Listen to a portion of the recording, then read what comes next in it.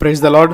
సామెతలు 15:11 ధనవంతునికి వాని ఆస్తి ఆశ్రయ పట్టణము, వాని దృష్టికి అది ఎత్తైన ప్రాకారము. ప్రియమైన సహోదర సహోదరి, మనందరికీ తెలుసు ధనవంతుల జీవితం ఎలా ఉంటుందో. వారి జీవితంలో వారికి ఏ సమస్య, కష్టములు, ఎన్నో బాధలు వచ్చినా వారు దేవుని మీద ఆశ్రయించగలరా? లేదు. ఎందుకనగా వారికి ధనము, వారి ఆస్తి అన్ని సమస్యల నుండి విడిపించను. సొలొమోను రాజు ఇలాగూ చెప్పెను, వారికి అదే ఆశ్రయ పట్టణము, వాని దృష్టికి అదే ఎత్తైన ప్రాకారము. కానీ దావీదు మహారాజు మరియు యోబు లాంటి ఎంతో మంది ధనవంతులు ఎవరి మీద ఆశ్రయం ఉంచారు? దేవుని మీదే కదా. ఎంత ధనమున్నా, ఆస్తి ఉన్నా దేవుని మీద దృష్టించారు.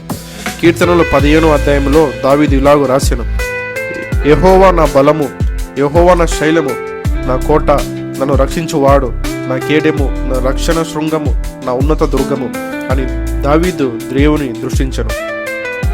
యోబుకు అన్నీ ఉన్నప్పుడు దేవుని మీద దృష్టించెను. యోబుకు ఏమీ లేకపోయినను దేవుని మీద దృష్టించెను.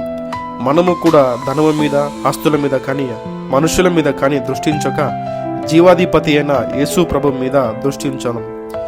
అన్ని సమస్యల నుండి, బాధల నుండి విడిపించే ఆయన. ఆమేన్.